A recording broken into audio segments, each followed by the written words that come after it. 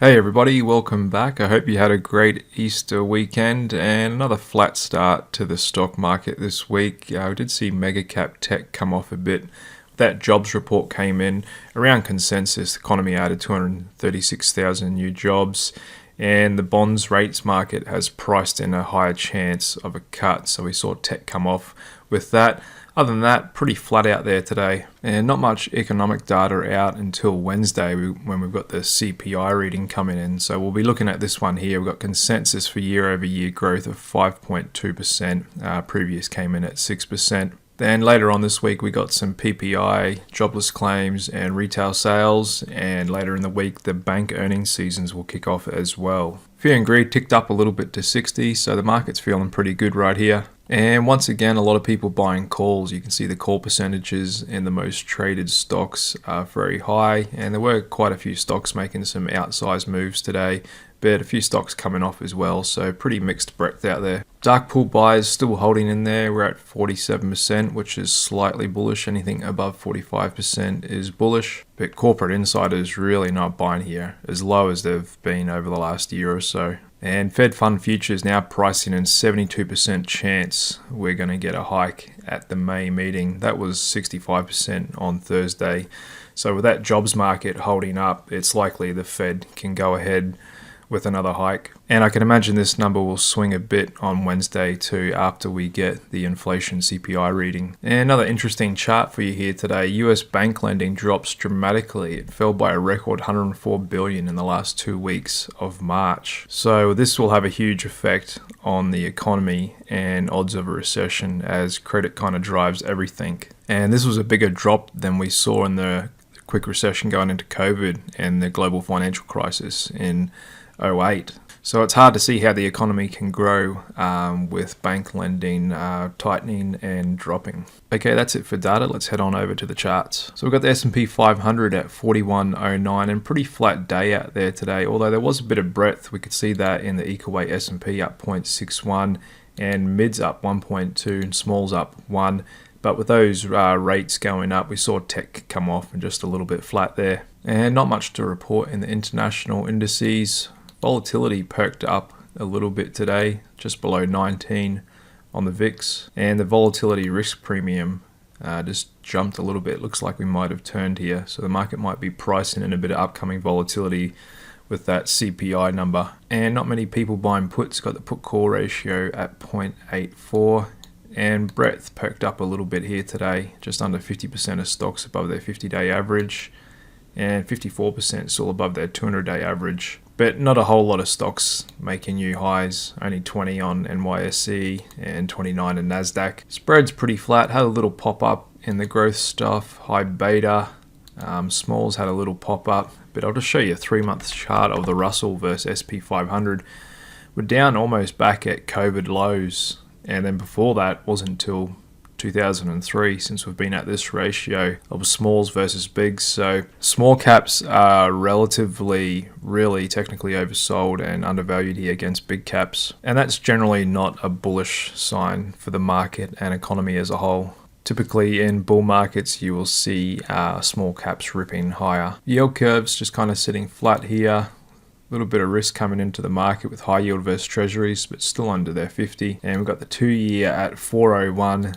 10-year at 341, still low in this support zone. But we've seen Fed Fund futures here.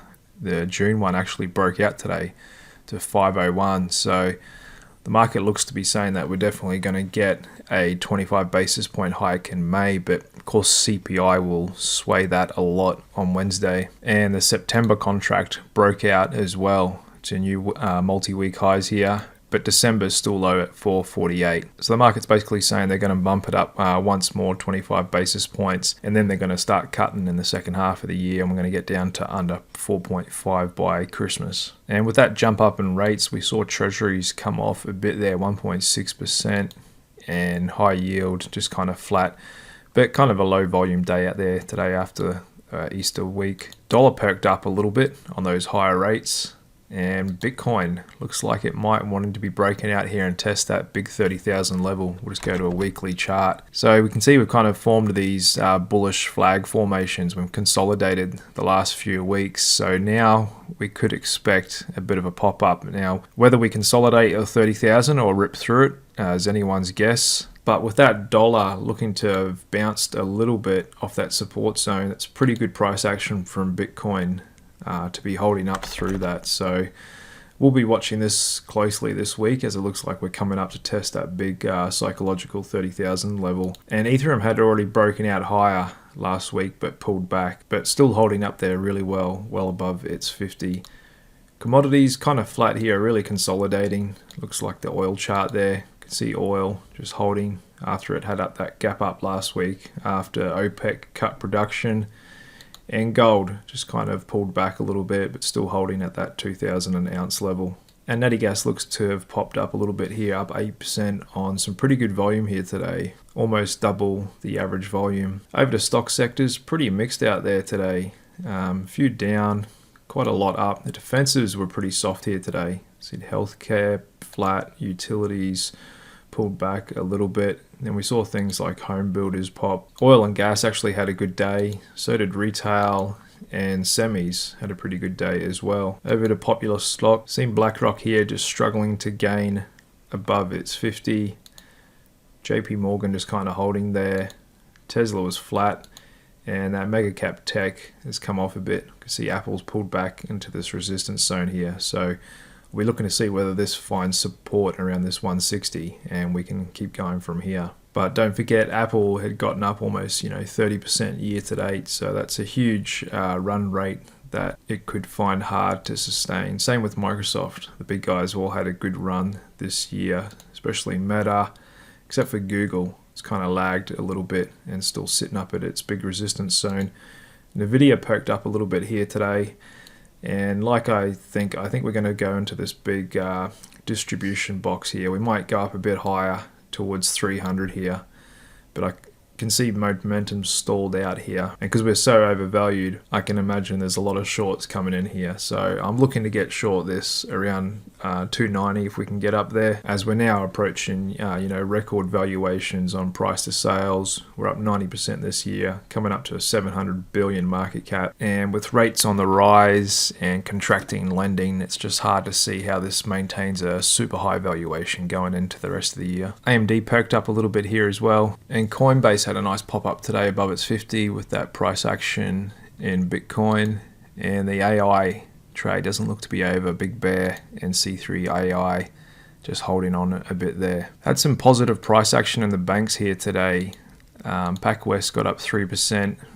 The big guys got up a little bit here today. And we've got earnings coming out of Citigroup, Wells and JP Morgan later this week. So that'll kick off Q1 earnings season, and we'll be looking to them for what their EPS was, and more importantly, their guidance and how they're seeing all this banking crisis unfold. And I think the market will be looking towards their lendings for further signs of tightening lending in the economy, which can really choke growth. And Schwab came out with some positive commentary and said their deposits are fine, their assets are fine, and the market liked that, up almost 5% today. Okay, so that was kind of a look at all the major categories in the market. Let's go back to the main indices. So we've got the S&P kind of stalling around 4,100 here. We can see momentum's kind of died out this last week. We've done a 7 count. I can imagine tomorrow could be an 8 count. And looks like central banks have started to taper their balance sheets today. We've got the net liquidity fair value model at 39.36. So that's an almost 200 point gap, and that's going to kind of act as a magnet for price. So if that were to keep dropping, it'd be hard to see how the S&P could break out above this kind of big 4150, 4160 level. And same with NASDAQ. You can see it's kind of stalling out here. We're losing momentum. And the Dow actually just put in a 9 count today. And we've still got mids and smalls under their 50 as well, struggling to get above that. So all that's not really bullish, but I'd say the market would be kind of hanging around for Wednesday's CPI. I think that could give a big read on things. And if we see those Fed fund futures price in a higher chance of a rate hike, that's going to put pressure on the NASDAQ, especially as it's kind of stalled up here. But I can imagine it'll be much the same of this, ongoing sideways choppy price action. And we just go out to a weekly chart on the SP 500. So we've got that big resistance around that 41.50 level, and the market kind of just really moving sideways here. We can see on our range strength indicator we're almost at 12, indicating there's not much trend in the market as well. So I would just expect more of that to continue. It's hard to see how we could get a clean break above 4,200. Unless for some reason the Fed starts aggressively expanding their balance sheet again. However, I think they want to taper off it. I think it could be starting to become a bit of a political and social problem, which they don't want to amplify. So I can imagine at any chance they get, they're going to want to taper their balance sheet. And like I said, they're forecasting unemployment rate's going to get above 4.5%, which will take it above the unemployment rate 20 bar moving average, which when we come off a real low, that means we kind of go into recession every time. So they don't like to forecast recession, but they kind of implying it by saying unemployment's going to go above 4.5%. So my opinion is Jay wants to sacrifice a couple of million jobs to get on top of inflation. It's kind of the only way to get on top of inflation. If the labor market contracts and there's just less discretionary spending in the economy. So my opinion is he's going to keep jacking rates until we see that labor market really turn around. So unemployment actually ticked down a little bit from 3.6 to 3.5. So unless CPI came in surprisingly weak, he has got the green light to absolutely go ahead with a 25 basis point hike, which at this stage I think what's going to happen. And that should just at least keep this market going sideways. Again, it's just hard to see we get a clean break higher with all that. So that being said, I remain market neutral and we'll hold out till Wednesday to see what the CPI reading is. Thanks for tuning in, and let's hope we all have a great week. Cheers.